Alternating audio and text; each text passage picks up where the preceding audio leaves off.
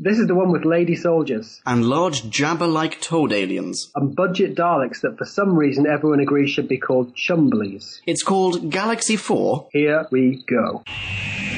We're embarking on a voyage all through time and all through space. Encountering Daleks, Thalan-Ood, and the Cybertronic race. Sontarans look like taters and Silurians all have wonky scales. And the Doctor has a TARDIS, we're reviewing all his tales. Who back when? Reviewing all of who there is. Who back when? Subscribe and rate on iTunes, please. Episode by episode, we're trudging down this temporal road. Come join us on this odyssey. What other choice could there be than Who back when? Who back when? Hello and welcome to episode C018 of Who Back When, a Doctor Who podcast. I am Ponkin. I am the Rawmeister. Yes, you are.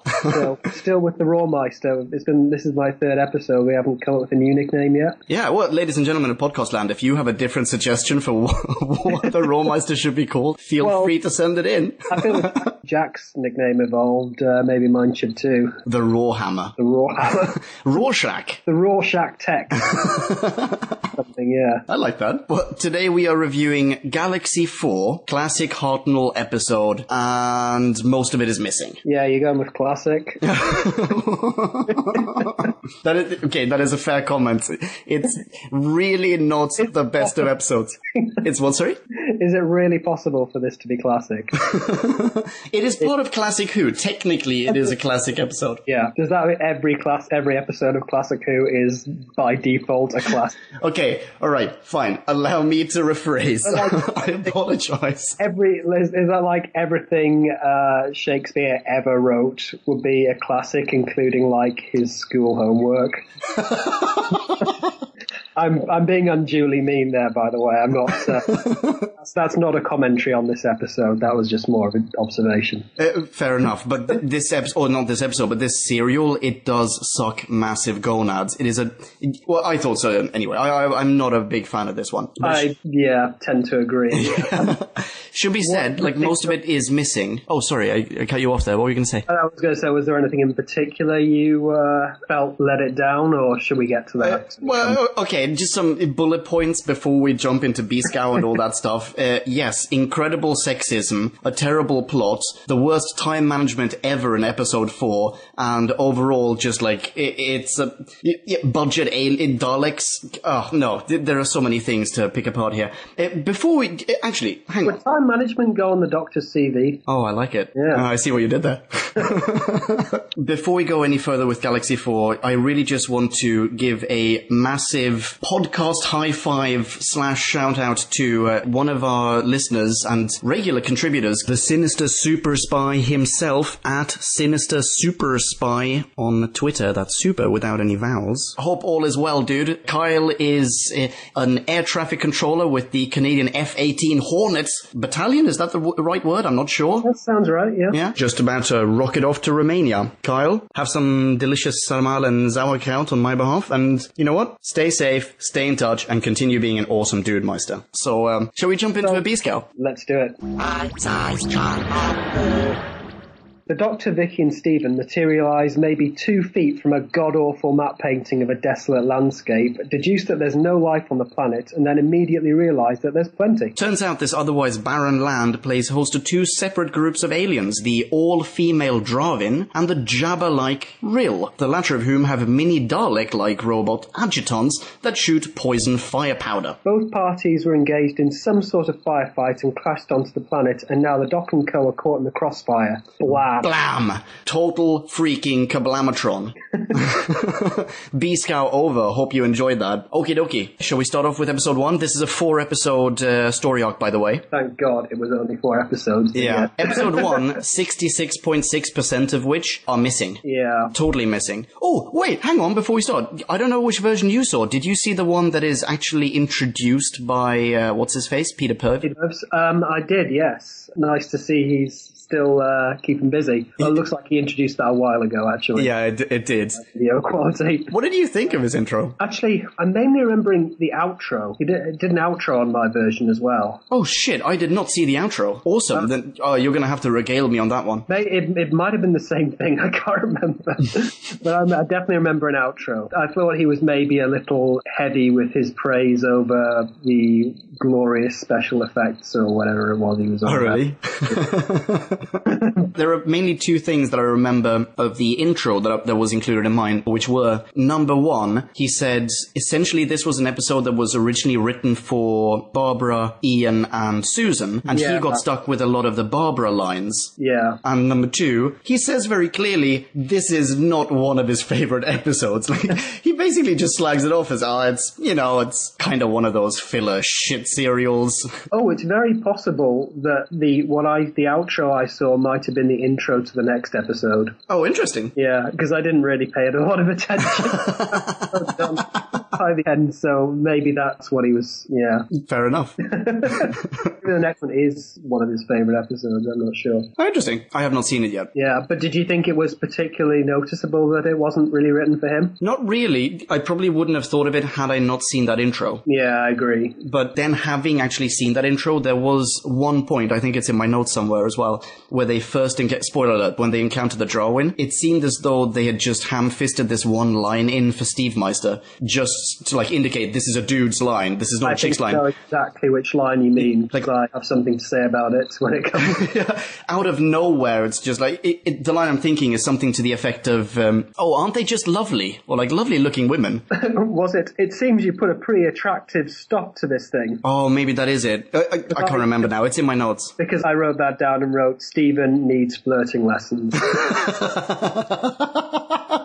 Like it. Okie dokie. Shall we start off with episode 1? Yeah. What's episode 1 called? I can't even remember. I've got 400 Dawns written down. But Bingo, that's the one, yeah. Why was it called 400 Dawns? Is there a reason for that? Because they had been on the planet for 400 Dawns. 400 days earlier, they had their fight and crashed on the planet. Okay, whatever. Right. 400 Dawns. Gang materializes. Go for it, dude.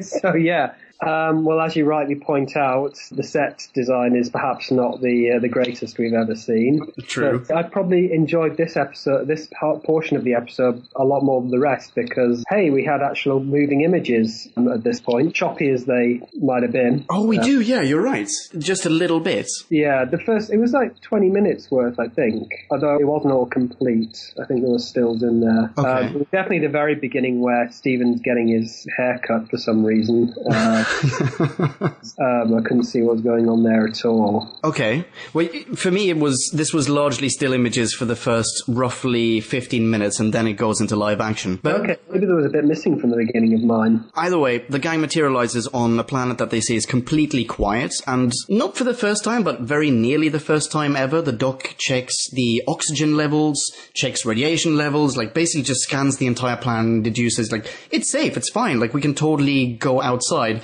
And we will have a break. At which point, 2 minutes into episode 1, he fucks up the first line of the serial. As a matter of fact, I think we should get some long-deserved, unnerved peace for once. I completely didn't catch that. But they check the scanner, they see what it looks like out there, and then all of a sudden, they basically say, okay, it's completely empty, but then all of a sudden, what looks like a blind Roomba turns up. It's freaking budget Dalek. It looks like a Dalek had a transporter accident with one of the dustbusters on the web planet. I wrote it down as curvaceous Dalek. Oh, sexy. And then also Roma, which I think we've talked about Romas before, possibly in a previous episode. Romans? Yeah. Do you reckon there was a person inside? They were quite small. They were small, yeah, but... Small person. Could be. Yeah, I mean... I don't know, because when I was watching this, I was thinking, wait, hang on, so, I mean, there are things happening with it, there's an antenna that pops out, and it has these shitty little claw hands,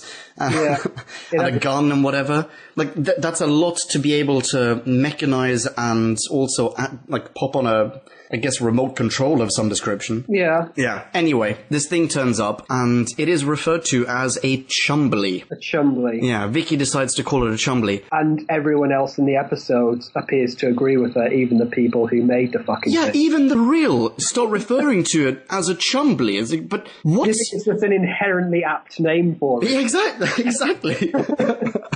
Do you know if chumbly, I'm assuming it's some sort of reference to pop culture. What is a chumbly? I don't think it is. I don't think it's a real word at all. I think it's just a word that Vicki made up that's sort of Oh, really? It's not onomatopoeic exactly, because that's referring to sound, but whatever the sort of visual equivalent of that would be. Yeah. He's like, jumpy, jumpy, jumpy.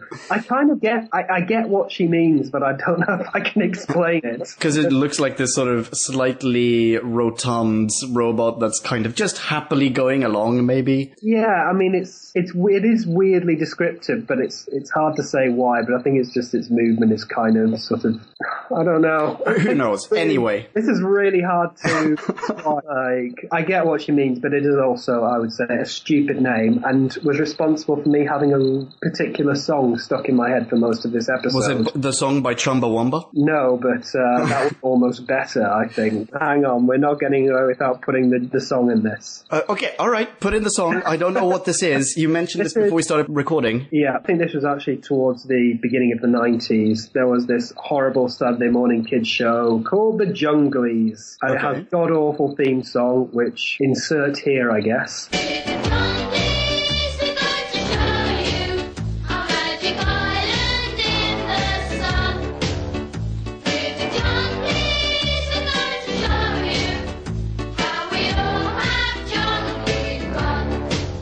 Enjoyed that horrible song, which was going around in my head over and over again throughout this. Do you think they had higher expectations for what the popularity of these creatures? Because I'm guessing they haven't gone down in... Well, given that it's a lost episode... for me in Whovian history rather than Fammy. Yeah, well, I guess had this not been a mostly lost serial, then perhaps they would have been bigger, you know. But they're not reoccurring. They don't turn up again, as far as I know. Fuck for that.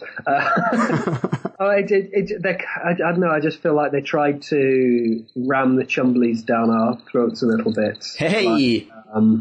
Like these are going to be the new Daleks, but they're cute Ewoks. Yeah, do you get there's like meant to be some kind of... Maybe, so it's like this... intention there. Something that the kids can maybe relate to. Yeah, so they gave them like a cutesy name and... Maybe, but then again, the Chumblies are freaking vicious killing machines as well. Hang on, dude, let's get back to the plot, and people will find out what metal monsters these things are. So the gang, they're amazed, exit the TARDIS to check it out, and just one tiny little point here, there are 3 stars in the sky, and the doc stops and says it reminds him of the planet Zera. I'm adding this in without any kind of knowledge about what that is, just in case maybe at some point later on, or possibly JD wants to add a comment on the website, potentially that will, you know, be picked up on later on. Anyway, they are ambushed by the Chumbawamba, and Steve makes a failed attempt at bludgeoning it. Let's put a pin in that, because later on it is very easy to bludgeon these things. Yeah. And then the doc assumes that it's probably blind, but detecting their movements through some sort of heat wave. Yeah. Meanwhile, this thing is making noises like a submarine, so would sonar not be the logical assumption? It's constantly going like... boop, boop, boop, boop. Constantly, as in that noise is pretty much all the way through the entire serial. Yeah. Very. Would this be the bit where the Chumbly gets its penis out? Yes, it is. That's what The Chumbly blasts the shit out of a shrubbery to demonstrate its power and then takes them away. Yeah, I thought that was vaguely biblical. Yeah. I was expecting the Doctor to do with Moses, kind of, or something. And this is when the Dravins turn up, isn't it? Yes, it is. And they take out the Chumbly with a net, which seemed a little easy. Yeah, these 2 ladies, they're just sort of Gorilla Dave style watching from afar and disable it by throwing a net over it, which it turns out is then stuck to it because it's magnetic or something. Either way, like throwing a net on it is all you need to disable it. Yeah, you'd think there'd be some other magnetic items somewhere in the TARDIS that you could utilize to just take these guys out. That's true, but also, to be fair, they didn't know that there was going to be an altercation anyway, like in the first place. I meant later on in the episode, really. Oh, okay, yeah, no, that is a fair point. But alright, so these... It does seem like the magnet is what does the trick. Yeah, I know. This is also not picked up on at all, not one single time throughout the entire rest of the serial. Anyway, so these Drawin, they come from the planet Drawa, in Galaxy 4. Let's just make a point here. This entire serial is called Galaxy 4. That was literally the most catchy name they could come up with after they rejected Chumblies. Yeah, but the fact that these these Darwin are from Galaxy 4. That is the only reference to Galaxy 4 in the entire serial. This serial does not even take place in Galaxy 4. It takes place on some other planets. I'd like to have seen their short list of potential titles before then. I haven't read it yet, but I did see that one of our listeners has provided us with a short list of potential titles for the serial. Oh, I look forward to reading it. As do I. Okay, anyway, let's move on with the plot. Their mission, these Darwin, they were there on a mission to rescue the troop from the machines, from the Chumbawambas, who would otherwise have taken them to the other alien race on the planet, namely the Rill. So instead, now they're rescued by the Darwin, they're taken to the leader, Marga. Quick point about the Dravins, by the way. Yeah? They're supposed to be really beautiful, right? I guess so, yeah, sorry, we haven't even stopped to describe them. Do you think that? I got the impression they were supposed to be stunningly beautiful, but... I think they're more sort of Amazonian in the actual sense of Amazonian, as in, like, they're not Wonder Woman-style beauties. They are these soldier women. They're these insanely muscular soldiers, strong and powerful. And in this case, it turns out completely dumb. I didn't get insanely muscular from watching them, but... No, but aren't they meant to be super strong or something? I think so, yeah. Yeah, they just seem really angular, but they're meant to, like, this is not in any way meant to sound sexist, but these women are dumb. And it turns out they are actually dumb. Like, okay, we're gonna get to that later on, but they were made without intelligence, just with brute force and like a killing spirit or something. It slightly brought to mind Spock's brain. A little bit, yeah, you're right. The way that they move and their mannerisms in general, yes. Okie dokie. So they're gonna take them to their leader, Marga. Doc goes, yeah, no thanks, that's totally fine. We learn that the Rill, they are these murderous creatures. They killed another Darwin already, and the Doc basically just wants to go and meet them instead. But at that point, more Roombas arrive, and the Darwin try to get the net off the one that's been turned off, essentially, by the addition of metal or magnets or whatever. However, these bipeds with opposable thumbs and elbows and a considerable height advantage over the Roombas don't manage and have to abandon the mesh. Meanwhile, one of the chums, who by the way are essentially wheelie medicine balls, produces a tiny little claw and pulls the mesh clean off, no probs, right? Yeah. And at that point, the one that been turned off, the second the net is off it just turns back on again. Well, I mean, I think you're underestimating the power of magnets there. I mean, they can seriously disable you, but... Yeah, sure. You're fine. No, that is very true. No, I'm sure I read that somewhere. But but what pisses me off is that this thing that has this shitty little claw manages to pull off a net that is magnetically attached to another chimichanga I guess with no problems whatsoever. Really strong electrified magnet or something. Maybe. I have no idea. Although that wasn't disabling the other... never mind, that's just... He had a glove, maybe. Maybe. No, you're right. Shit, why did that not turn... No, you're totally right! This pisses me off. Why did it not turn off the other one? Oh, god damn it. All right, fine. Okay. So we're now treated to some more actual existing footage as the troop arrives at the Darwin ship, pretty much only for the Doc to not be very impressed. He essentially just goes, well, this is just a piece of garbage. Like, you fly around in this shit? So they meet Marga, who explains that the planet will explode in a fortnight, and that they now need to capture the Rill ship to escape, or they will all die, because their ship, the Darwin ship, has been completely just demolished, right? It doesn't work anymore. Yeah. And we get a little bit of backstory. Turns out the Darwin, or according to Marg anyway, the Darwin came looking for a planet to colonize because their own planet, Jawa, in Galaxy 4 or whatever, we will never hear of Galaxy 4 again. Their own planet, Jawa, was overpopulated. So the Steve Meister gets a total hard-on and goes, all women? And Margaret doesn't follow, so the Doc genuinely, physically, with his hand, indicates her vagina. As in like, oh yes, like this. And he just goes, with one of those. That's something that needs to be turned into a GIF. Yes, you're right. Anyway, screenshot on the website, people. The Doc pointing out a vagina. Living up to the name Peter Perbs as ever. Yeah. It's pretty good as well, because the Doc is sitting down, so he's pretty much at groin level with her. It's fantastic. I mean, he might as well be making a V with his fingers and like sticking his tongue between it. Okay, so we also learned that the men are just sort of slaves on Drawa. Now, this seemed like a concept which might have been an interesting road to follow. I know. Did. You're absolutely right. That could have been, it could have been an interesting story about gender roles. They could have added a little bit of actual substance to this plot, but unfortunately it's not really touched upon. We do learn something about the Chiquiras, the other Drawin soldiers, the fembots basically. They're not actual like living beings either. They're not androids, but they were somehow artificially created to be soldiers. This is where we find that out. However, not worth a soundbite, but Marga says the Chiquiras aren't what she'd call human. I've made this note in other episodes on the podcast and other reviews that sometimes humanoid aliens will refer to each other as humans, which is like totally incorrect. They would never do that. She would go, well, she isn't exactly what I'd call a Drawin, but no, she says human. Anyway, it doesn't matter. So now Marga has literally just finished explaining absolutely everything, and then Steve, just to make sure, summarizes her entire soliloquy immediately afterwards. Well, you have to give him some lines. Guess so. Anyway, a chum arrives, tries to transmit a message, and is attacked by the Drawin soldiers, but shortly thereafter doesn't give a damn. Like the guns, their laser blaster rifle thingies, have no effect on the chimichangas whatsoever. However, Annette does, and Steve, just to put this into context, cannot punch it with like a stick or whatever it was he tried to do. Like, he cannot bludgeon these robots. Well, we're coming up to the end of episode 1 here. Marga won't let the entire group return to the TARDIS together. They want to go back, basically have a look-see at the planet, like just the scientific stats, see if it's actually true that it's going to blow up in 2 weeks' time, and so on and so forth. But Marga goes, because we can't guarantee your safety, you can't all go there together. This makes no sense whatsoever. So what, like, would she be able to guarantee the safety of just 2 of them? No, she can't. But essentially, very obviously, she just wants to keep a hostage. Yeah. So Vicki agrees to stay behind.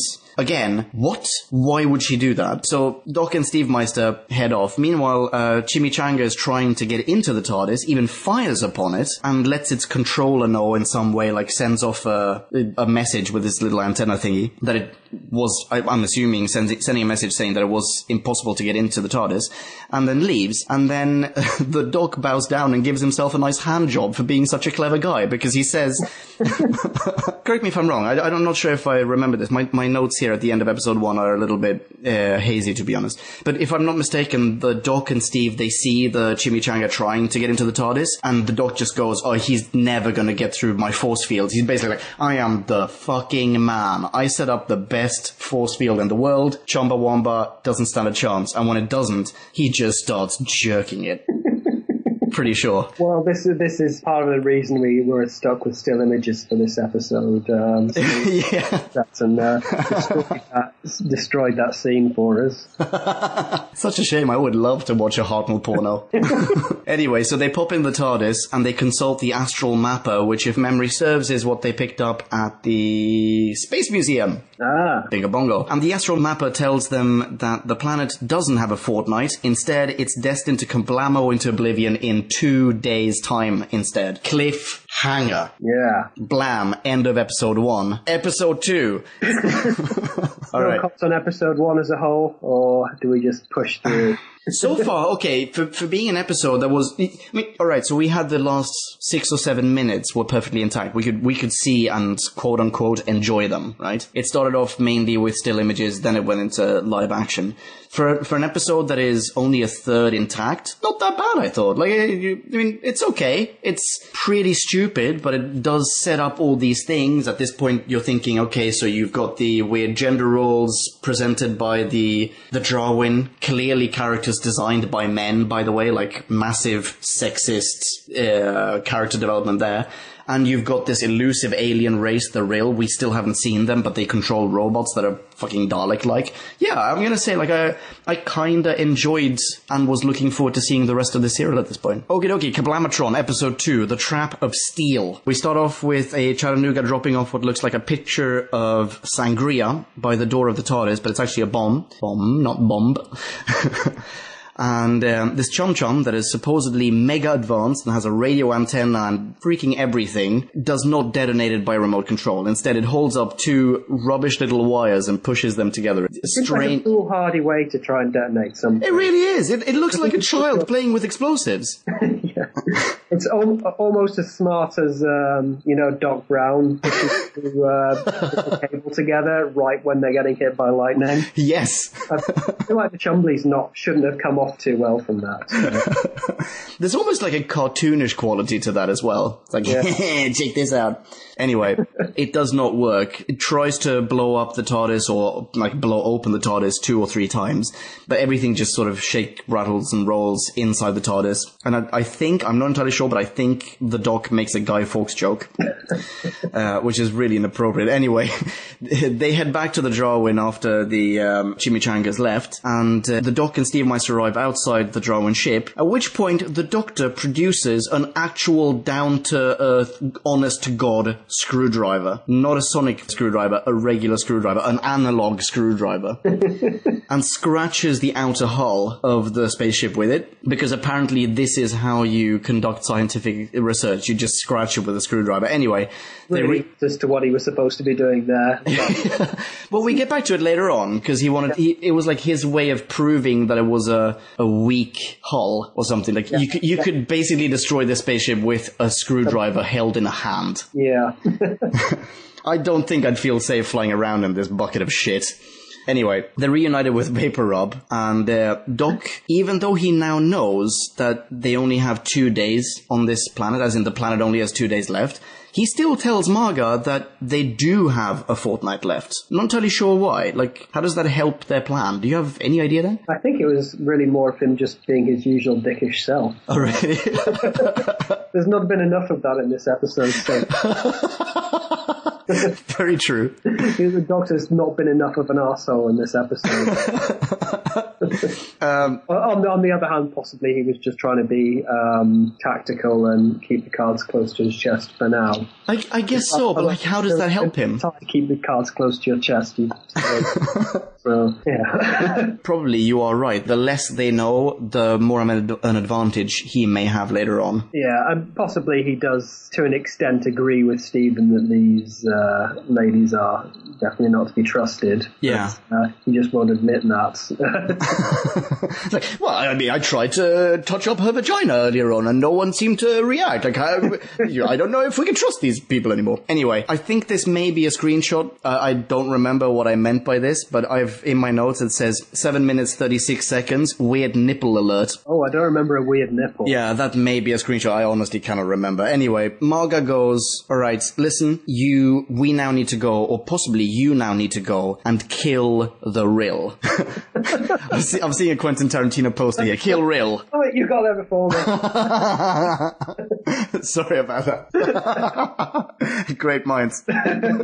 Kill Rill. Yeah, I'll do it. Doc and company, they refuse, so Marga now pulls a laser blaster on them, and I think we should have a soundbite here of the Doctor. Soundbite? Yeah. In the first place, madam, I never kill anything. Neither do my friends. Bullshit. Absolute bullshit. How many innocent people have the Doctor and his friends killed already? Vicki in particular is like the most bloodthirsty little girl. Sorry, what was that? I would say that we know of. Yeah, exactly. The Doc threw a guy out of a window in ancient Rome, by the way. It's like, no, I never kill anything. Fuck you, Doctor. Anyway, we get this action sequence, one might assume, as Steve-O attempts to wrestle the laser blaster from Marga's hands. We don't see this. We only have still images. Yeah, I just had a cacophony of noise that was not really comprehensible. Yeah, exactly. There's a lot of the serial that's like that, especially episode 4, to me was just like, I have no idea what's happening here. At some point it became very apparent that the same images were being used over. Oh, yeah, definitely. Definitely in episode 4, but I think that was creeping in at this point as well. Yeah, absolutely. Because some of them were quite comical, which was nice. Yeah. And I honestly never tired of seeing that 2 seconds clip of the antenna shooting out of a chimichanga as it goes... You enjoyed that a little bit too much, didn't you? I did. I was there with a bucket of Vaseline and that clip on an endless loop. It was fantastic. Apologies, I'll cut that out. Goal. Sorry? Podcast goal, what are you talking about? Anyway, Steve-O tries to wrestle the gun from her, fails as he is stopped, or they are stopped, by the return of the fembots. So Marga now has Vix at gunpoint, and Doc just all of a sudden confesses, actually, you know what? No, don't worry about it. It wasn't 2 weeks. I confess, it was actually just 2 days. Why? I don't get it. I don't think it was clear at all. Maybe it might have been clear from visible action, perhaps. Yeah. And also, if they wanted to, in some way, trick the Darwin into releasing Vix or whatever, like in any way, like in any case, fooling the Darwin or beating them, wouldn't it be good, since they were unobserved, unsupervised in the TARDIS, couldn't they just have brought something back? Yeah. The Doctor in the TARDIS has fucking roofied his own granddaughter. Surely he can bring something back to somehow beat these Darwin ladies. Pisses me off to no end. Well, really, you just need to leave them on the planet to their own end, but... Yeah. yeah. Steve-O now takes one for Team Unnecessary Peril and says he will stay behind in Vaporub's stead, so now Doc and Vicki head off. And they postulate that the Chumbly-Womblies haven't even tried to attack the Darwin ship, and if they had, then they would have straight up Hans Gruber the shit out of it, because remember the screwdriver thing was enough to essentially poke a hole in the hull. This thing is made out of paper mache. Screwdriver. Sorry? Imagine the damage you could do with a sonic screwdriver. Yeah, exactly. Or Chumbly-Wombly... Yeah, exactly. And meanwhile, even Steven is trying to NLP one of the Darwin Chiquitas. He's saying things like, why does Marga get to eat real food while you ladies have to chow down on dry leaves? And why don't you give me your mediocre laser rifle and you take Marga's Kaplamo-tastic ray gun and we can fight the chimichangas together? And what's-her-face, the fembot, is totally up for this. But then Marga turns up, Marga Luff.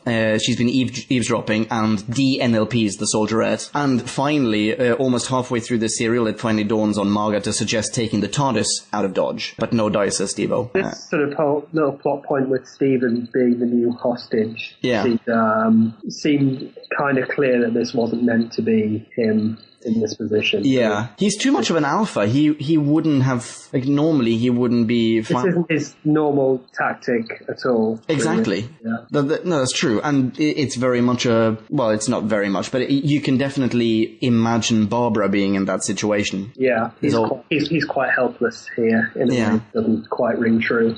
Which again sounds massively sexist, but this is just the sexist writing of 1965. Yeah. Oh, absolutely. Yeah. Actually, wait, I take that back. You fucking sexist Rawmeister. Shines through. Sorry. I'm kidding. Well, it sort of shines through a little bit when you just randomly insert a male character where you'd written for a female. Yeah, that's true. Unfortunately. Anyway. which is why it does seem shoehorned in when he does act in a Stephen-like manner, I guess. Yeah, true. Yeah. So, sorry, we're getting off track there. That's fine. There's a Doc and Vicki here? Yeah, and they are they're close to the TARDIS anyway, and, no, wait, are they, I don't know, sorry, they're not close to the TARDIS. They see a chum-chum, and, and the Doctor has his little, actually, let's sound by the Doctor again. He's just such a lovely character. Soundbite. First, we must observe, note, collate, and then conclude. After that, perhaps we could act. Yeah, because apparently the Doc has like a very nice Prince 2 certificate. He knows all about project management. So Vicki, meanwhile, throws a rock behind the Chom-Chom, having deduced that they can only look forwards. Which is really weird. Like, wait. The sonar forwards, which is... Yeah, so what about sound? And also, I thought they scanned for heat signatures. It doesn't really make any sense. It makes no sense. So you can't even, like, Robert Redford in sneakers past them. Even like, well, the only one which would really make sense would be not being able to see behind them. Yeah. If their only sense was vision, this would totally work. But sonar or hearing... Yeah, they can only... Exactly, yeah. Or heat. They can only see heat signatures literally in front of them. I wouldn't like heat would escape and, come around the bend a little bit anyway. Oh, it pisses me off. Doesn't matter. That's the only sense I can think of where you can just see what's in front of you. Well, okay, maybe touch as well. smell, but they're not touching. So No. sight and touch are the only ones which would really work in that way. Yeah. So, yeah. Bullshit. So anyway, she throws a rock behind it. Turns out she's totally right, and then she Prince 2's the doc right back and goes, well, first I observed, then I noted, then I collated, and then I concluded. And they walk behind the Chim-Chimaroo. Cutscene of Marga asking the Chiquitas how charged their iPods are, whatever they is, like their blasters presumably, and reprimanding one of them for being like low on juice, saying that they're going to enter the real spaceship and they're going to wipe them out, so she better recharge. Oh, actually, you know what? It must be the rifle. Like, you better recharge your rifle. Yeah.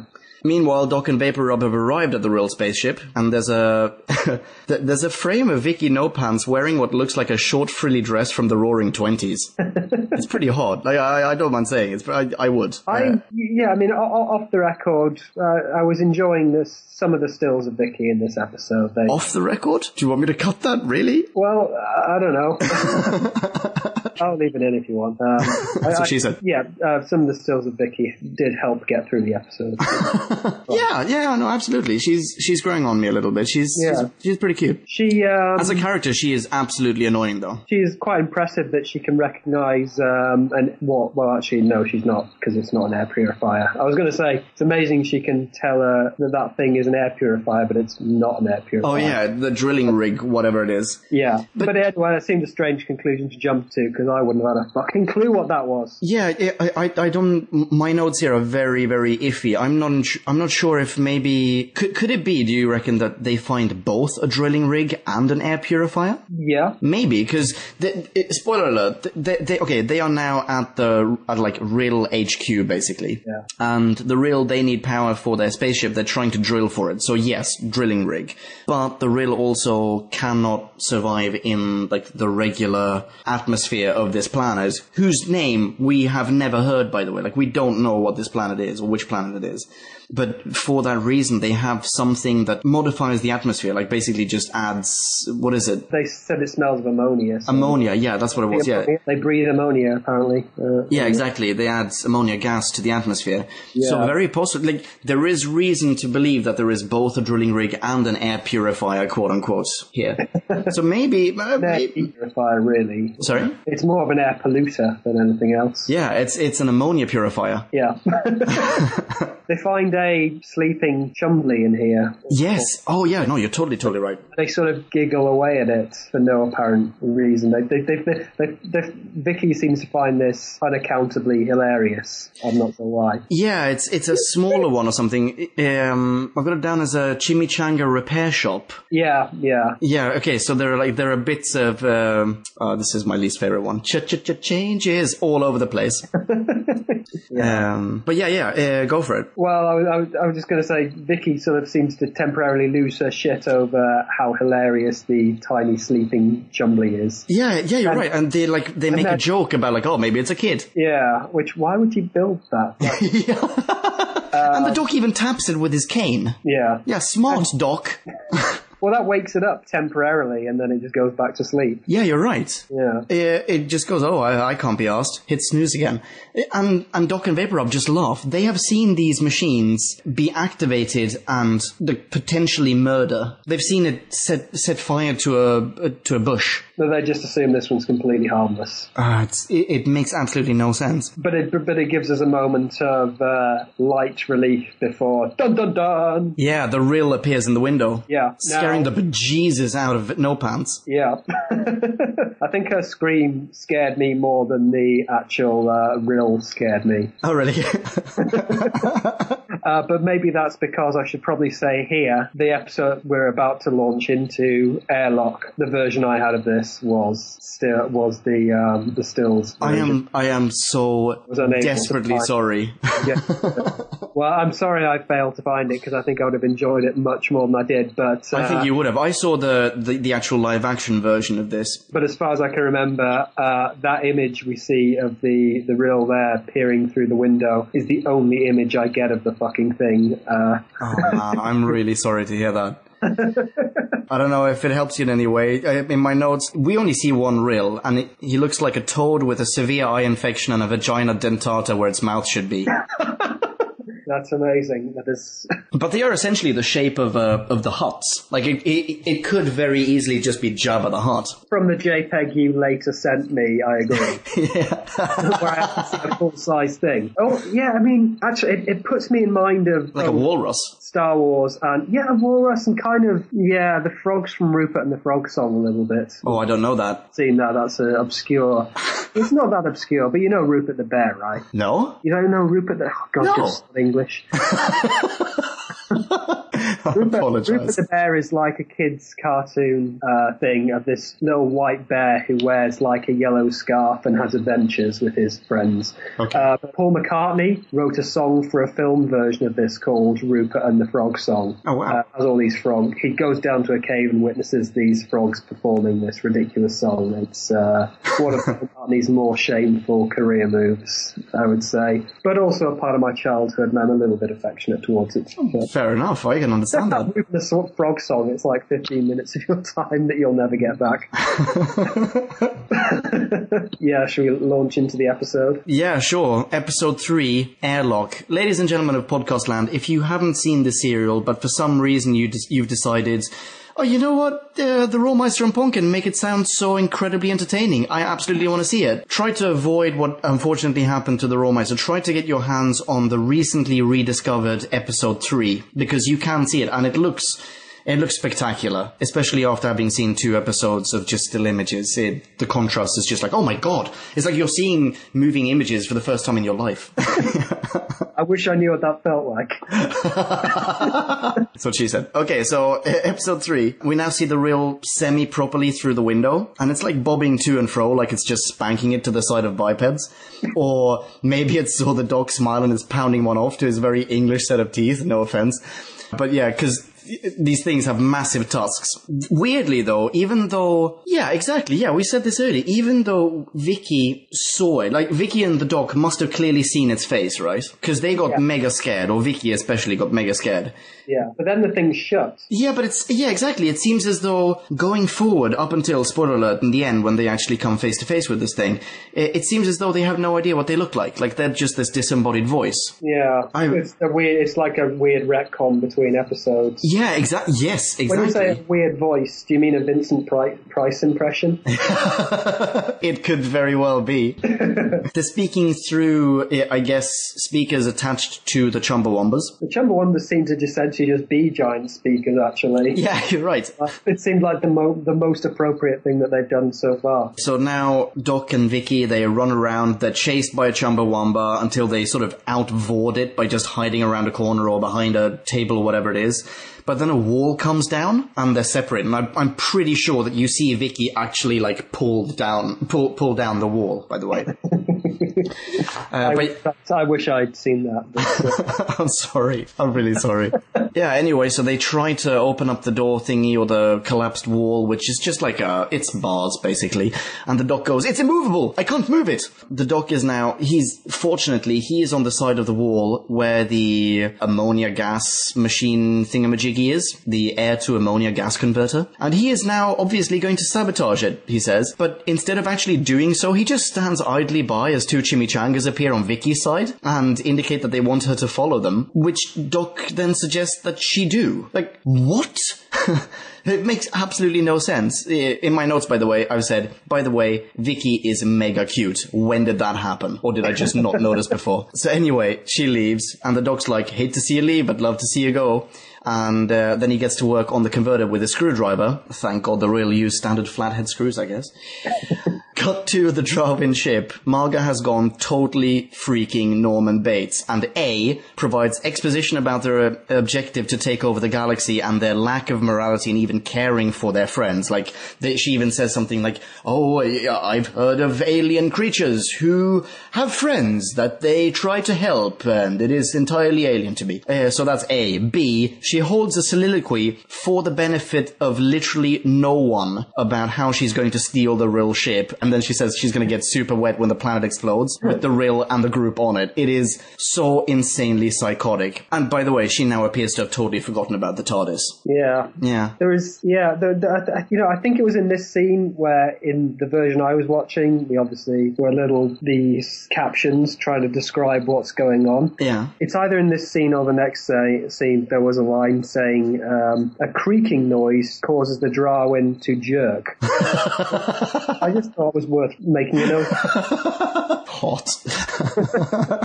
Not having seen that version myself, I guess I missed out on a boner. But that sounds pretty good. I'm sad I didn't get a proper visual of the jerking.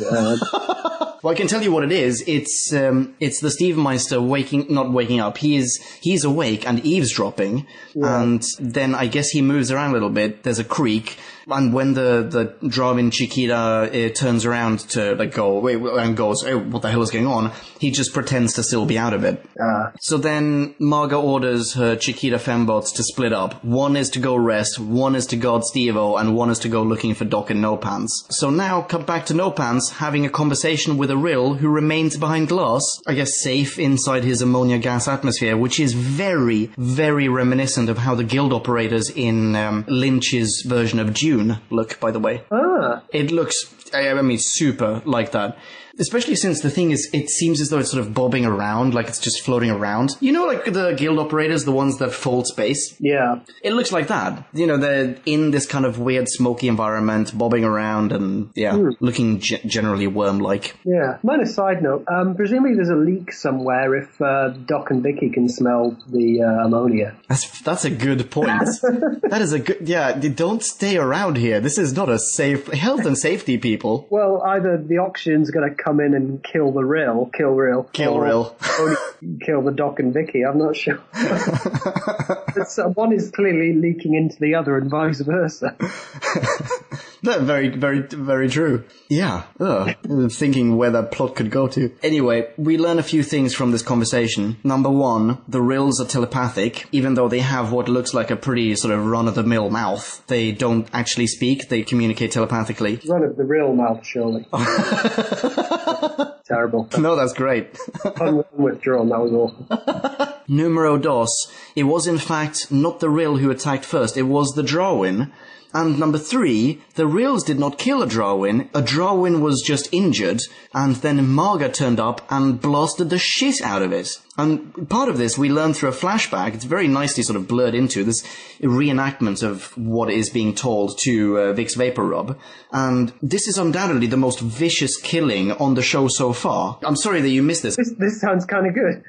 Yeah, no, it's didn't get much of a flavour beyond the soliloquy, but yeah. I'm sorry that you didn't get a still of that. It is, like, it's definitely not for kids. There's this injured Darwin lying on the floor, like her arms and legs are broken or something. She's just lying on the floor or on the ground. Marga comes up to her, gets her laser blaster, points, like standing up over the body of this Darwin, points it at her face and just goes kablamo. And that's part of a flashback. Kids watched this in 1965.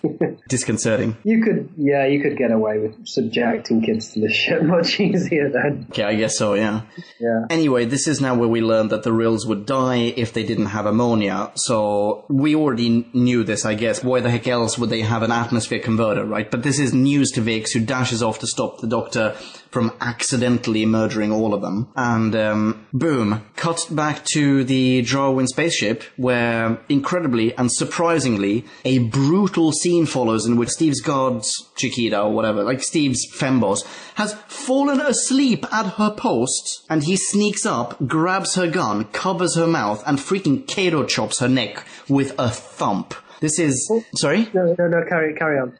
This is something that I bet is totally a remnant of this being actually meant for Barbara. Because holy shit, this is a man beating the consciousness out of a woman on screen. Yeah. Very crazy. Anyway, so now we find out why this episode is called Airlock, because he's now got the gun. He locks himself in the airlock. Che Guevara is on the other side. So he's now in between a chimichanga and Magaluf. And we cut back to, and like stuck basically. Then cut back to No Pants and one of the Chitty Chitty Bang Bangs arriving to stop the Doc and his attempt to commit genocide. And then there's this really weird scene. Did you get this? The whole, like, doctor speaking very loudly, and Vicky just goes, "Oh, doctor, they're not deaf." She stopped him from doing it. And I was like, "Oh, they're not deaf." And he goes, "Oh, I'm terribly sorry." Meanwhile, the real voice, the speaker voice, is freaking booming and epically loud. Like, you would assume that it has... It's difficult to know what volume to respond to. That, you instinctively want to join in. Yeah, exactly. So we learn a few more things here. There's just basically more exposition. The doc tells the Rills about the 2-day deadline, saying, like, you were mistaken, it's not a fortnight. Question for you, Rawmeister. How did Doc know that the Rills were also mistaken about the deadline? That is a good question. There's absolutely, as far as I can recall, no reason. Right. Yeah. I'm thinking this is a plot hole. Yeah, that sounds like a plot hole to me. Yeah, and we also learn anyway that they have been drilling for gas, hence the drilling rig or whatever, if that was a drilling rig. They've been drilling for gas to get enough power to jumpstart their ship or to, like, recharge their batteries. And he goes, "Don't worry about it. I've got some jumper cables. I can jumpstart you with power from my TARDIS." And then a Chad Lowe reports that Steve Meister is in trouble and Vicky wants to go rescue him. And the doc basically just goes, "Fuck Steven." Which would have been presumably fuck Barbara in the original script. Yeah, exactly. It's like, oh, whatever, she can take care of herself. Which is basically what he says about Steve. It's like, "Oh, don't worry about it, it's totally fine." Cut to the title airlock, out of which Marga is just emptying all of the air. Again, in this sequence, they kept showing the same picture of Steven over and over again, where he is supposedly gasping for air. Okay. Unfortunately, I thought it looked more like he just found his prostate gland. Good for him. The happiest gasping for air I've ever seen. According to the Cha-Cha-Chas, they are cries of distress, though. Cries of something. Cries of pleasure. Having only that still to go on. Unless he has that asphyxiation fetish, Oh, yes, autoerotic asphyxiation. He's like, yeah, dump the oxygen, Marga, dump the oxygen. There we go. Stop literally pounding one off. Anyway, blammo, the Cha-Cha-Cha is now saying he's hearing these cries of distress. At which point, the doc now suddenly springs to action. Surely it is too late now, by the way. And these are now things, I'm sorry, I've got a few observations which I'm afraid you will have missed in your still image version. Because, number one, they couldn't be in any less of a hurry. They go, "Oh my god, we have to go save him." And then they very calmly exit Rill HQ. And the doctor even stays behind to let some Chumbawambas turn up to escort them. Well, the doctor's already made it pretty clear he does not give a fuck what happens to Steven. That's Vicky, maybe less so, but They're on a casual stroll on the countryside as opposed to on a rescue mission. Yeah. Anyway, so they head off to the ship. On the way, they encounter a Dramin Chiquita, whom Vic spends maybe 2 of Steve's potentially final minutes alive. Convincing that they've captured the chimichangas, which it then turns out is to no avail whatsoever because the Chiquita attacks the chimichangas nonetheless, and the doc then literally canes her, and she basically just goes all Ronin on them, says, "Oh, you know what, you have to kill me now because I've failed my mission in life as a soldier." Did you get all this in your version? I didn't get the caning. Yeah, okay, yeah, because he's got a walking stick, he literally just goes boom. Where does he hit her? The ass? He hits like, actually, I'm exaggerating this. He hits her arm, and she drops her rifle. Gotta point out here, though, she also has another laser blaster on her hip, which she completely ignores. She is the worst soldier ever. So she loses her rifle, big fucking whoop. Take your blaster and use that instead. But instead she goes Ronin. She just goes, "You know what? I don't deserve to live. Now kill me." And they refuse to kill her. So now they head off to her ladyship. I apologize. That was good. Back at the airlock, Steve is now collapsing, and this is another thing that you will have missed, because, I think this might be a first on Doctor Who so far, we get 2 different video clips overlaid on each other. Oh. Yeah, and it sort of feels kind of modern in a way. The back layer is, well, it doesn't matter which layer, they're both showed, they're superimposed. One layer is the Steve Meister collapsing in the corner, and the layer on top is an oxygen meter. Oh. Like, it's just dropping from 100 down to literally 0. Oh, you know what, I got the image of the oxygen meter on its own. Oh, okay. Overlaying. Well, you see him collapsing. It looks really nice, actually, but the needle goes from, and I timed this, the needle goes from 40 30 to 10% in about 2 seconds. Wow. Meaning that it should have taken circa 7 seconds for him to suffocate. Yeah, unless the needle was stuck for a while, then it suddenly recovered itself. Yeah, maybe, but in fact what happens is we end this episode on the needle hitting 0. Ooh. So there is no oxygen in there. Steven is dead. Yeah, you can last a little while without the oxygen. Without any oxygen? Can you? Can you actually? Like, I don't know. I mean, No. I've seen sci-fi movies where people float around in space for a good, 15 seconds without a spacesuit and they survive that. I'm assuming that's not possible, but Pretty sure that's very, very impossible. yeah. Kablamatron, final episode. Episode 4, The Exploding Planet. Now that's an exciting title. Yeah, and this starts off with just the dumbest scene ever, which, if you saw the same version that I did, mine was also still images, but there were a few scenes that were actual video, then you will have seen this. Short bits here and there. Yeah, exactly. My version, anyway, started off with one of the Chuck Norrises approaching with another carafe of olive oil, and it's not a bomb this time, it's some sort of tear gas grenade or something, and it throws it into the ship through the window. What the actual fuck? This is a spaceship, there is an open window, Yeah. or possibly just a hole in the wall, and it just throws it through there. Why would you even bother with an airlock on this spaceship? If you have a window that just opens. Yeah, totally. Oh, then it fires at the door, which opens. Out pops Steve, miraculously unfainted now. And I've made a note here just to say that at this point, at least in my version, the audio quality dropped significantly. There were a lot of lines I really couldn't make out. Yeah. This was the part where I started to really struggle with the episode. Oh, yeah? Yeah, still images and shitty audio are not a great combination. Yeah, and maybe not the best plot in the world either. Yeah. Anyway, so they now head off with an escort of chaplains. Then they're attacked by Chiquitas, and then Vagina the Tartarface, he Tanois in and says that they will always protect their friends, i.e. the gang, and that they will prevent any further attempts by the fembots to even leave their spaceship, which pretty much makes the Rill kinda badass. I mean, thereby they are essentially dooming the fembots to be blown up along with the planet. It's not as benevolent as they initially presented themselves. No, that's true. Yeah. Cut back to inside the fembot ship, where Marga is telling her Chiquitas to disregard the fact that they're grossly outnumbered, and instead pop out the back door and kill the Chumbawamba who's standing guard outside. Just a cutscene. Back at Real HQ now, the troop split up again, and I honestly couldn't hear the reason why. No idea. Really sorry, ladies and gentlemen. At this point, there is so much that is just completely lost. Write in and tell us what happened in this scene. If you indeed know. There is meant to be I haven't heard it, but there's meant to be an audiobook version of this. Yeah, I tried to find that actually, because I thought it might be... Yeah, same here. Yeah, I couldn't find it. Yeah, no, right. Unfortunately. Do you want money for this?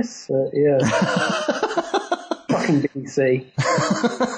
You made this a fucking long time ago. Yeah. Destroyed it, and then tried to make yet more money off it, even though they get by the British public. See. I mean, I love you, don't go away. Presumably there's a VHS or DVD release of the Loose Cannon Productions, the people who did the reconstructions. Which, by the way, I cannot thank them enough, because if they hadn't done that, we would have had essentially nothing. We would have had some really garbled audio. But they've done this fantastic job, really. Sorry guys for ragging on it. So. Yeah, apologies, but I don't know when this recon was made in the first place, but either way, good job, so thank you. Anyway, so where were we? Yes, back at Real HQ, the troop has been split up. No idea why, but the Doc and Vicki now head off, while Steve-O stays with the Dentata.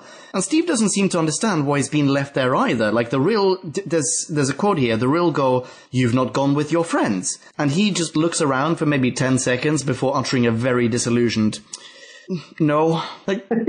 Not even the Steve Meister knows what's going on. Poor guy nearly died a moment ago, and now they've ostensibly abandoned him again, so Steve just cannot catch a break. He's suffering multiple personalities in this episode as it is, so yeah. Not a good day for Steve. No, absolutely not. Poor Steve. We could argue that maybe he's left behind to recover after his near-death experience, You'd need to literally take a breather, I imagine. Yeah, so where better to have a breather than in a place that's leaking ammonia gas into the atmosphere? Exactly. Anyway, we get this really weird garbled dialogue. I missed a lot of this. Jump in if you got any more of this than I did. But not very much is heard. It does appear as though the topic of conversation is that Steve doesn't trust the Rill, though. But the outcome of the conversation is that, oh, you know what? Actually, he does trust them. And in fact, he now offers to help fix the cables at their end. Which, like, what the hell else is he meant to do? Surely that's what must have been the plan all along. Like, hey, you stay here and fix the cables. Doc and Vicki have basically gone to project manage the cable installation over at the TARDIS. But Steve hasn't been given a task. Anyway, he does now start working on the cables. Meanwhile, Doc and Vicki as I said, they are project managing the cable installation at the TARDIS. So while they're doing that, everybody's favorite band, Marga and the Fembots, they are experiencing what looks like an earthquake. Like this must be sort of the opening act of the planets blowing up. And then once again, they say, yeah, let's destroy the machine and get the shit out of Dodge. Thank you for saying that again. Cut to a Fembot. This is where the pin that we put in the very beginning of episode 1 comes into play. We cut to a Fembot sneaking up on a Chud and bashing it to bits with a stick. So what we've learned is, as far what we've learned about the Chumbawambas is, they have proven immune to laser blasters, crazy future space rifles, and the beatings of a very, very tall, muscular alpha male, namely the Steve Meister. But apparently you can physically destroy them, actually severely dent the metal that they are made out of, by hitting them with a stick. Yeah, it's a peculiar thing, because you can temporarily disable them with a magnet. Oh yeah, exactly. Yes, on the net, you're right. But then take an even less effective weapon, and that disables them. It seems like the less effective the weapon you use, the more success you're going to have.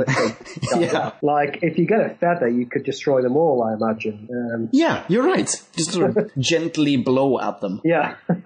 So then we get a little cutscene of one of the Charmers guarding the open TARDIS, by the way. Good idea, guys. This does not pan out, though. And then we get back to the Rill HQ, where the Doc is now there. And this is where, remember in the beginning when you said, like, oh, what did you think of this whole thing? And I said, yeah, time management is one of the things that pissed me off. Yeah. So we are now back at Rill HQ, and the Doc says, quote, it will take 3 to 4 hours to recharge the batteries. And the Steve Meister points out that the planet is due to kablamo in less than 5 hours. And then the Rill tells them about the demolished Chum Chum, and we get a 15-second cutscene of the Chiquitas planning to approach yet again, as though we haven't heard that enough. And then the Rill, back at Rill HQ, the Rill says, you know what, it'll be another 2 hours before the batteries are recharged. What? So, in this time, as much as 2 hours may have passed. And we get no indication of, like, time cut, nothing like that. They were probably super busy doing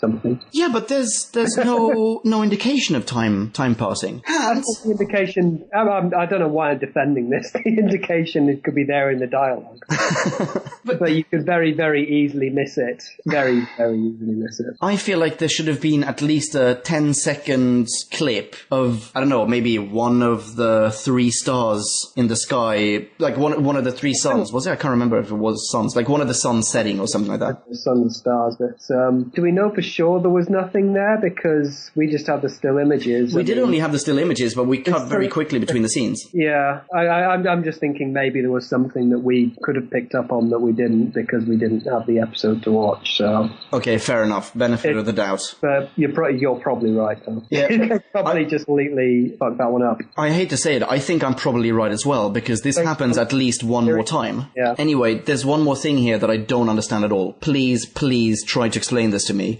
In my notes, I've said, suddenly, Marga appears out of nowhere, says that she's prepared to die a warrior death, then one of the Chum splooges on her, the Rill says that she's completely paralyzed, and then Doc and Co go in to see the Rill face to face. And we get a cutscene now, outside, of Marga with her fembots, and she is very much mobile and unparalyzed. And then suddenly she's being attacked by 3 Chums, who again bukake them. So what happened? Did she get into Rill HQ? I have no fucking clue. I have no fucking clue. I don't get it either. The Rill definitely said, oh, don't worry about her, she is totally paralyzed. Like the, whatever gas or something that the Chum splooged on her was like poisonous in some way, paralyzing her. Makes no sense. Write in if you can make sense of this scene. Thank you very much in advance. Yeah. Anyway, blam blam blam. What was the writer of this episode again? That's like Good question. Let's find out. William Ems. William Ems. Let's have a tiny writer tangent, ladies and gentlemen, just see if he's written anything else. Okay, he wrote Galaxy 4, the novelization of Galaxy 4, and then he wrote... because you need a novelization of this story. Maybe someone has the novelization and can find out from that what was supposed to be going on here. Here's a really cool thing, though. He wrote a make-your-own-adventure book, a Doctor Who make-your-own-adventure book. Ooh. Called Mission to Venus. That's pretty rad. I really want to get a hold of that. You wait for your birthday. It has an amazing cover. Yeah, it does. It's the Sixth Doctor. It is the Sixth Doctor. That's really strange, actually. Wait, like, when was this written? It was written in 1986. Huh, cool. All right, fair enough. Well done, William Ems. Shame he couldn't have written a better TV serial in 65. Anyway, back with the story. Blam, blam, blam. Doc and Co. are now in with the Rill. And they have a very long conversation. Yada, yada, yada. Long story short, what they say is basically beauty is on the inside. You think that was the ultimate message of this episode? I don't think... Just shoehorned in at the end as the ultimate message of the episode. I think they just needed to have some kind of moral nugget for the kids. Because it's like, okay, what have we had so far? We've had misogyny, plenty thereof, by the way. We've had an actual, like, I was going to say wife beating. We've had an actual beating of one of the Draven women by Steven. Yeah. Sorry, I just realised this was why I was thinking, were they supposed to be stunningly beautiful as the contrast to the Rill? Oh, I see, yeah, because like... That was why I was thinking that at the beginning of the episode, because that would have made... Because if they had been, like, overwhelmingly beautiful and everyone was, like, commenting on that and everyone was overwhelmed by how beautiful they were, then that would have maybe been a... That would have made sense. It would have been more effective in setting up this moral, I suppose. Yeah, no, you're very right. That would have made perfect sense. Into how ugly the Rill are as well. There wasn't a whole lot of that beyond fine and beyond... Yeah, no, very true. But then they do actually say some very nice things here that we haven't got at all during the rest of the previous episodes. It's like, yeah, but we must appear just as ugly to you as you do to us. Which, by the way, means that they're saying, yeah, you look fucking ugly, guys. Yeah. But I don't know. I think they just ham-fisted something into this story. I think you're right, though. It would have been better if the Draven were hot, but I don't reckon that they were meant to be. Like, I'm not saying the Draven were ugly or anything. No, I don't think so either. Just saying, but it wasn't like I thought, oh, these are meant to be, like, really stunning or anything, because it wasn't even there. Agreed, and they don't really wear very flattering outfits either. But it wasn't there evident from the characters' reactions that they were supposed to be at all. Yeah. So, yeah, it seems like this was just a bit of an afterthought rather than an intended during the writing. Very possible. During the writing of the rest of this series, I guess. Very possible. Presumably we will never find out. Anyway, so now they leave the Rill audience chamber, shall we call it? They're outside, and now we learn that there is 1 hour remaining until the charging is complete, and that the planet will die in 1.5 hours. Then we get a cutscene of even more fighting between the Darwin and some of the chimichangas outside. This fighting leads literally nowhere, and Marga even says their guns cannot harm the chimichangas. So why don't they use a stick then? Clearly that is a proven technique. Anyway, nothing happens. Cut back to Rill HQ, and now the doc says the ship is fully charged. So what the hell? This is my point about the time management. We had 3 to 4 hours, then boom, 2 seconds later, it's 2 hours, then 2 seconds later, oh, it's actually completely done. And nothing has happened during this time. Like, as far as we know, what's happening with the Darwin outside and what's happening with the docking company in Rill HQ is happening in parallel. It's not happening one after the other, right? Yeah. So no time has passed, but within the concept of the story, 4 hours have passed. It's ridiculous. Weird thing here as well, the Rill says, okay, you know what, now let's just say goodbye, you go back to the TARDIS, we'll get one of the Chumbleys, because that's what we call them now as well, we'll get one of the Chumbleys to escort you back to the TARDIS, and then that Chumbley is going to destroy itself. This machine is going to self-destruct, and Vicki cries out, no! Good impression. Thank you very much. And boom, cut to outside, the Chiquitas see the Rill ship escaping, they decide to hijack the TARDIS instead. Will this pan out? No. Bingo. And then we get a cutscene that is of no consequence whatsoever, as next thing we know, the troop is dematerializing in the TARDIS, and the planet blows up, and as it does so, we see Marga. Yay. Sorry. You could expect me to say something about that. We probably had different versions of this as well, dude. Don't worry about it. I saw the planet exploding, but I don't recall what Marga... I had a version that included a shot of Marga standing maybe 2 feet from this awful, wrinkly matte painting. Like, it is you can see that it is wrinkly, and she's just sort of holding her head, going, ah! Everything gets super bright, and then the planet explodes. Kerblamo. No, I don't remember seeing that bit. I remember it just cutting to the... I feel so bad that you watched a really, really crap version of this serial. I feel guilty.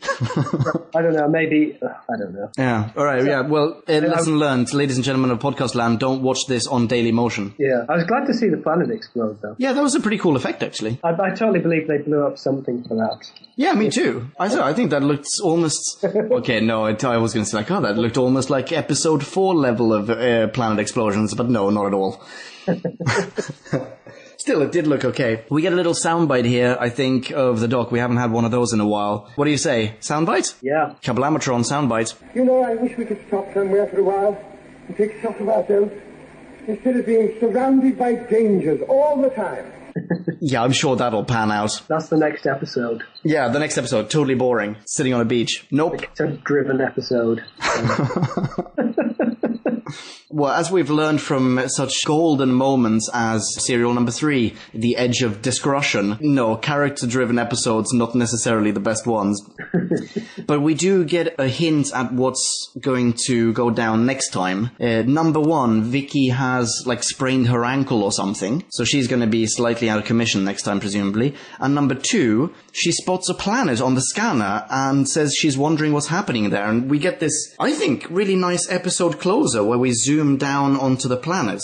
And what do we see on the planet, Rawmeister? We see some kind of astro-looking dude mumbling about killing. Yeah. This helmetless astronaut waking up, toting a laser blaster, going, I remember now, I must kill! Yeah, it's pretty exciting. I hope that's going to be in the next episode. I presume that it will. And that's it. That's end of Galaxy 4. Reviews. Well, I found this a really difficult episode to judge fairly because of the lack of actual episode there was to watch for me. Yeah. Admittedly, I have to take some of the blame for that, for not being able to find the only full episode of footage that there was. No but, problem. I mean, it was an okay story, but it didn't do a lot, really, for me. For me. Or interest me in any way. Okay, high points and low points. High point would be Steven orgasming. Let's just go for that. Low point. For him, at least. Yeah, true. Low point, on the other hand, would probably be the fairly poor lack of continuity or time management. Yeah. Because, it didn't make a whole lot of sense here and there. Agreed. So, what are you giving this in terms of rating? I think I'm going to have to give this 0 points. 0 points? No, I hadn't finished. Okay, sorry. I'm trying to decide what the... I see 0 point and then something. I thought you were saying, I'm giving this 0 points, full stop. 0 point. Yeah, I'm giving this 0.5. Wow. 0.5 is pretty arbitrary. Well, you're being honest. I might have to give this a retrospective better score when I go back and actually see the proper version of episode 3. Yeah, I may want to revise my score after I've seen that, I think, but we'll see. Oh, fair enough. Maybe give it 0.4 after seeing that. But I think literally seeing any additional action will probably improve my score. Probably. It's really difficult not to rate these down based on just the unavailability. Yeah, I mean, I guess I'm probably being spectacularly unfair to, and I'd probably give it a completely different rating if I was able to watch it properly in full. No, totally fair. But no, I think that's totally fair. Yeah. I'm curious to hear from people who've heard the audiobook, or who potentially have read the novelization of this, if there's anyone out there who's done that. There's someone out there, surely. JD, fess up.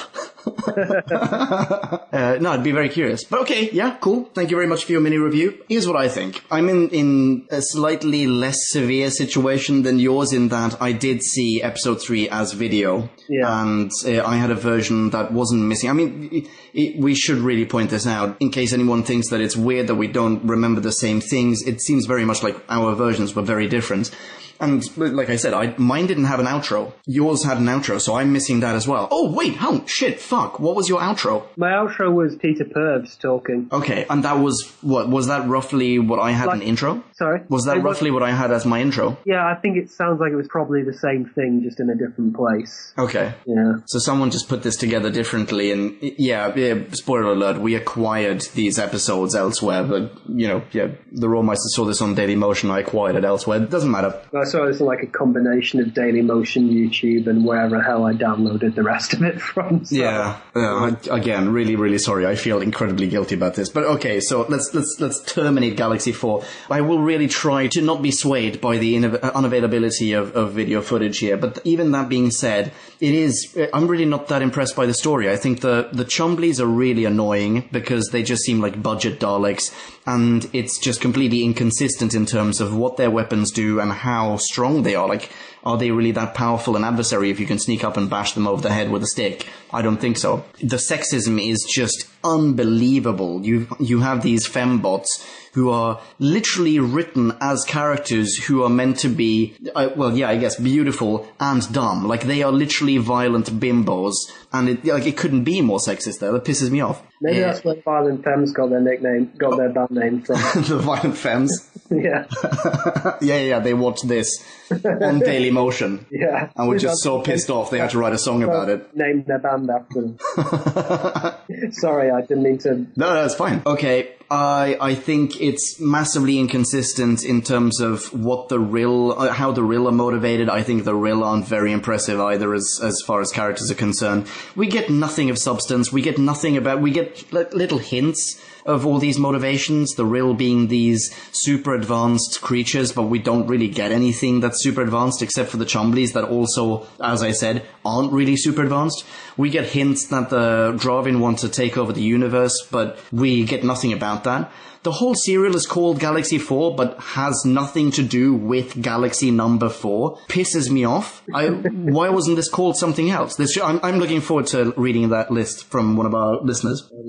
Yeah, it's the most inappropriate there. Yeah, it really is. I'm going to give this serial a 1.5. And that's because I'm giving it the benefit of the doubt. I'm assuming that it is better than... it's better than it is enjoyable to watch today. Because there's so little to watch. It is clearly it's not enjoyable at all sitting through these 4 episodes today, but presumably it must have been better. So it presumably was the most exciting thing, since last week's episode. Yeah.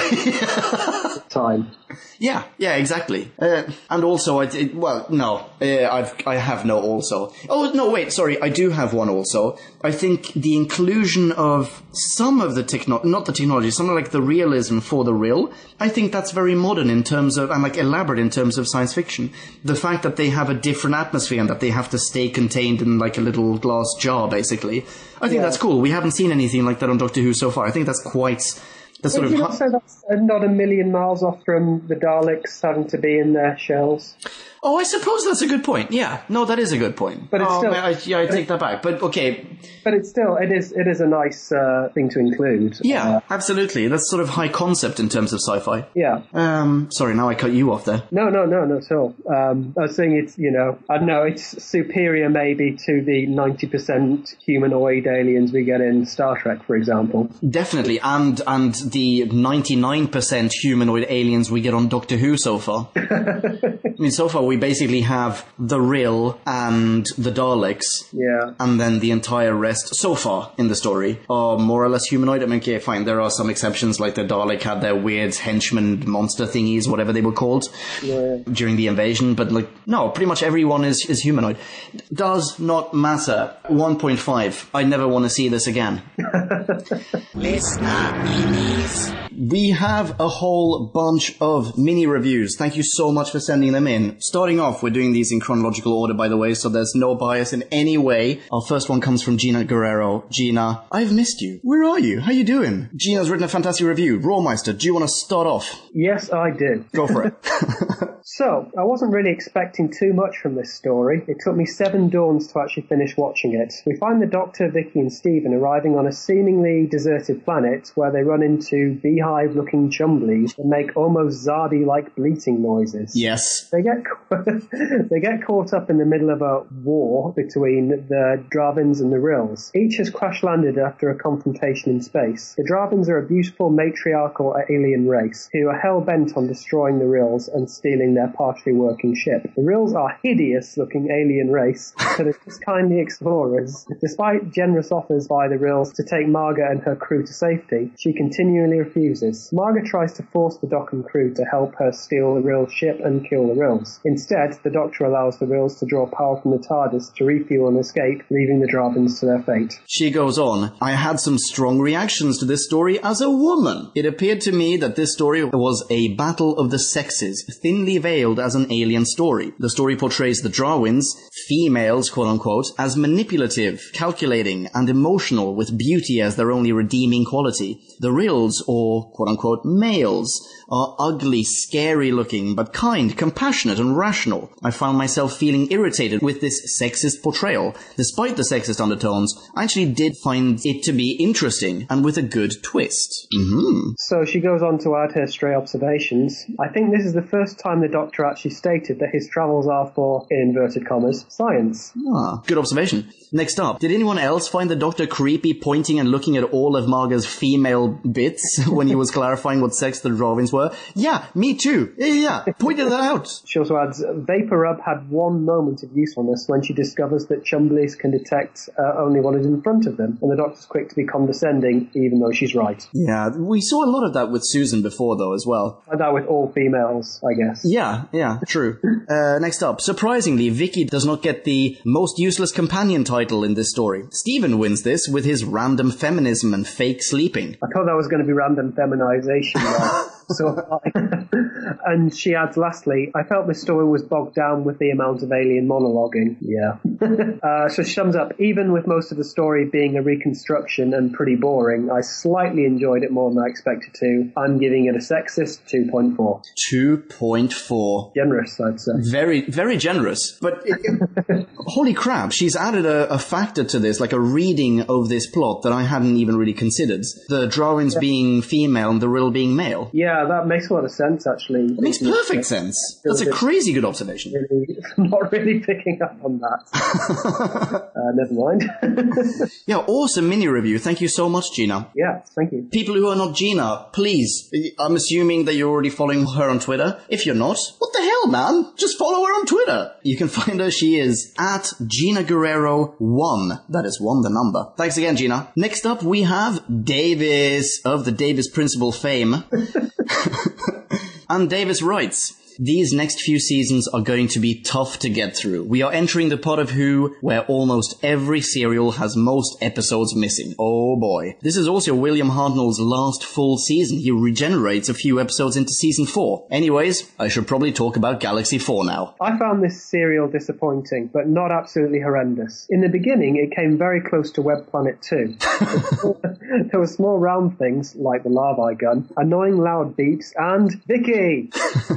This serial was not as long, nor was it as bad as the Web Planet. It starts out with the Doctor landing on a planet that looks very similar to the planet in The Chase, episode 1. Funnily enough, the planet is not in Galaxy 4. That is where the Drava are from. Anyways, Vicki sees a little round robot that she randomly decides to call a Chumbly. Everyone else in the serial also calls them Chumblies, despite the fact that the real ship already have their own name. Yes, so true. And wait, we didn't pick up on that. The Rills must clearly have a name for them. We said that, didn't we? Did we? But yes, absolutely, totally freaking agree with you, dude. Name them something, otherwise, like, how are they going to refer to them? Unless, that's what I meant by maybe Chumblies is such an inherently appropriate name for them. Oh, yeah. Bills chose that name too by sheer coincidence, yeah. Anyway, awesome observation. Davis goes on. However, these chumblies are dangerous, so the drama save everybody by putting a mesh net on top of the chumbly. This net gets stuck when 5 people pull on it, but another chumbly shortly comes by and pushes it off with a stick thing.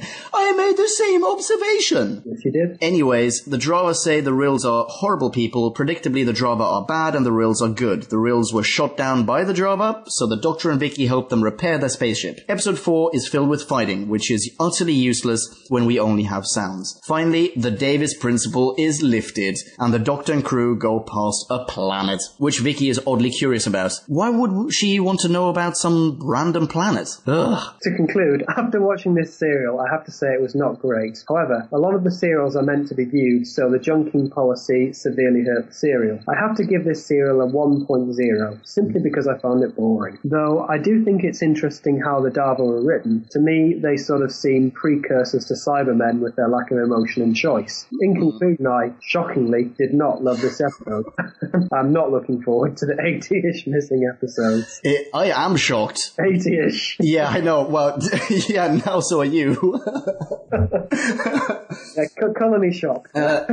Davis, thank you so much for an awesome review. I like that. That's a very good observation. The whole, mindlessness, or sorry, not mindlessness, actually, the sort of the lack of emotions on the part of the Chiquita Bananas when you now have the Cybermen who are very much the same. They're just soldiers with no heart whatsoever, just boom, boom, boom, following orders and killing. Crazy, crazy awesome. And okay, so far, 2 for 2, gotta say, very much on the same page with you guys. Yeah, definitely. People who are not Davis, follow him on Twitter. That is a Drahwin order. He is at Shrubthe, all in one word. Next you up... don't have Twitter, just follow him. Address will be in the show notes. Before we move on to the next mini review, yes, there are, I haven't actually counted them, but I guess, yeah, roughly 80 more missing episodes. For the record, let it be known, Rawmeister, I feel incredibly bad that you've started right now. Next up, we have Gallifrey and Buccaneer. How you doing, dude? I feel I should reply to that. I was half expecting you to. So, Galaxy 4, more like Galaxy Bore. Not much to say about this serial, really. It's very standard base under siege, heart and all fare. Originally written for Ian, Barbara and Vicki, Steven gets lumped in with a mix of Ian lines and the more 60s female lines. Not great on his second proper outing. Very true. The Chumblies, possibly the cutest name for a Doctor Who villain, never sell the idea of being threatening, even if we're only meant to consider them antagonists for the first 2 episodes. Robert Cartland's Rill voice, however, is much more fun to listen to, very much conveying the peaceful nature of his race, but menacing enough that you could see them as a tangible threat. Much like Vincent Price. Yeah. Oh, yeah.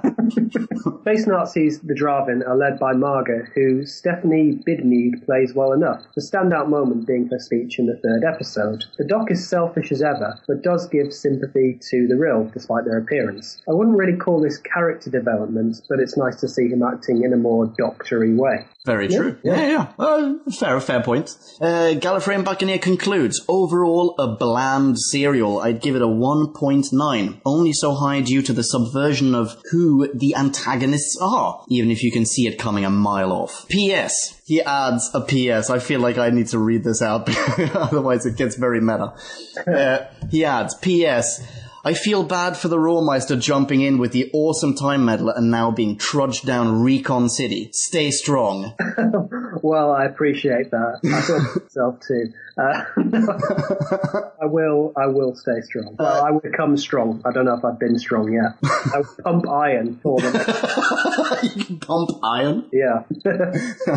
Awesome review, Gallifrey and Buccaneer. Thank you very much, Mr. Buccaneer, sir. People who are not Gallifrey and Buccaneer, follow him on Twitter. He is Alan R. Trussler. That's Alan with a U.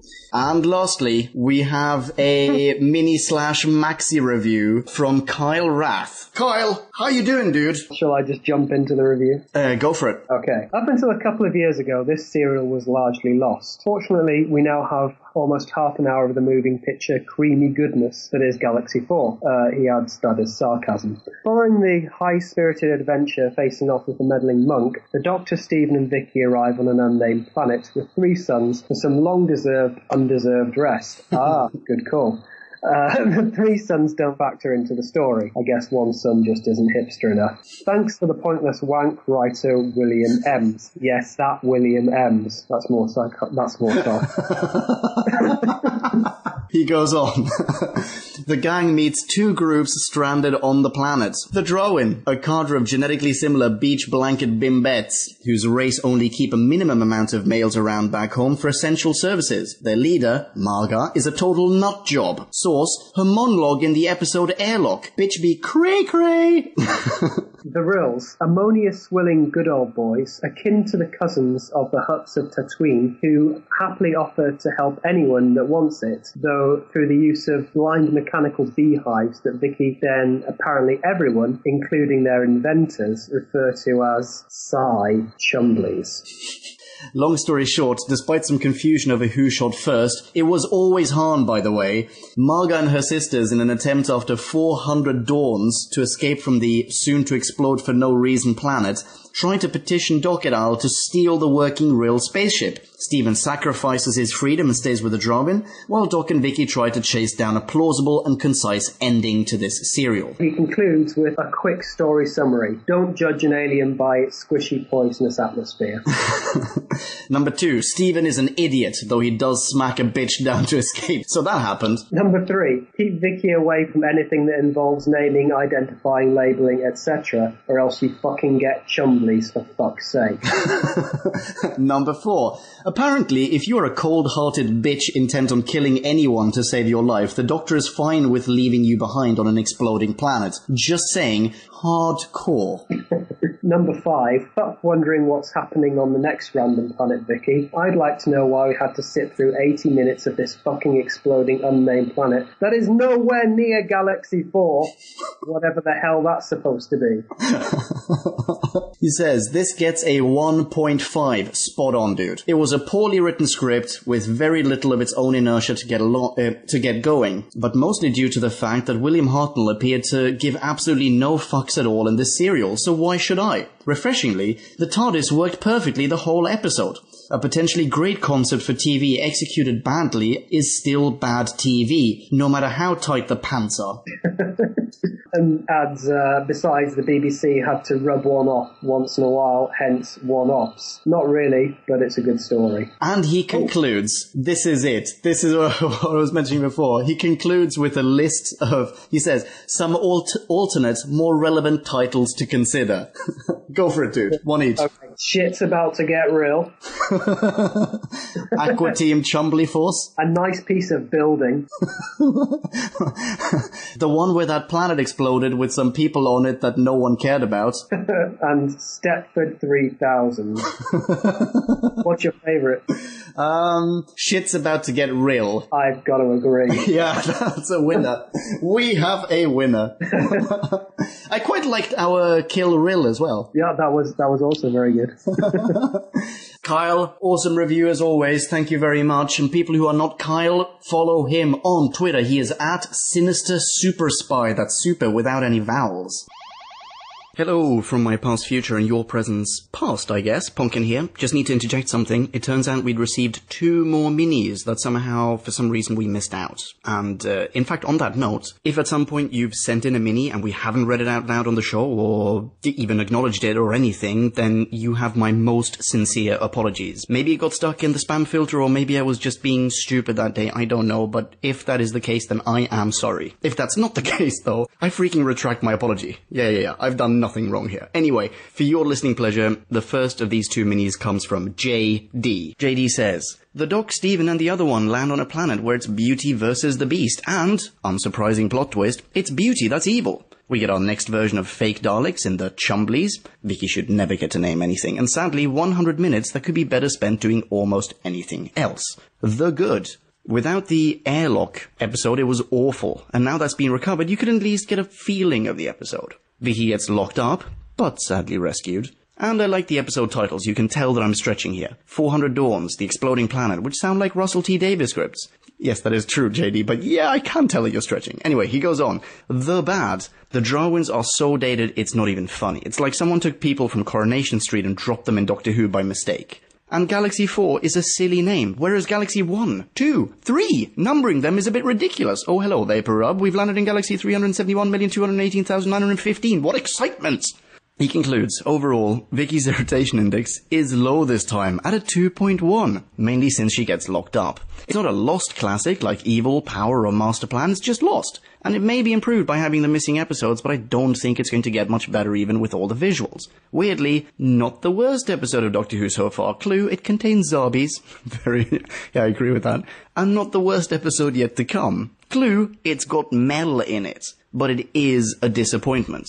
He gives it 1.3 out of 5. JD, holy crap, we are in pretty serious agreement here. That is an awesome review. And what can I say? Great minds think alike, fake Daleks and whatnot. Awesome. Ladies and gentlemen, if you happen to not be JD, don't worry. Don't panic. We're gonna fix this. Here's what you do. Open up Twitter and look up at Marius Kane, that's Kane with a K, and give him a follow. I followed him, and my life's so much better now. Okie dokie. JD, thank you very much. Next up, we've got Steven, aka SGamer82. Hey Steven, how you doing, amigo? Ladies and gentlemen, I hate to quote the proverbial she, but Steven's got a long one. I just read it a moment ago though, and it is well worth it. Steven says, in Galaxy 4, Team TARDIS are caught in the middle of a conflict between the blonde bombshell Dravins and the unseen Rills, who act through their robot servants as they race to escape a dying planet. Gee, I wonder who the bad guys will be. Well, the answer may surprise you, as it takes only a few minutes of interaction with the Dravins to realize that the emphasis should probably be on bombshell. They are almost unthinkingly hostile towards the Rills. Even their immediate description in the audiobook gives you an idea of their nature. In contrast, once we meet the Rills, we learn that one reason they hide their appearance is because they know it to be frightening to other races, and they don't want to scare them. They have also been trying to offer aid to the Dravins from Dawn 1. Even their interaction with the Rills robot is telling. Within the first 5 minutes, Vicky affectionately dubs them Chumblies.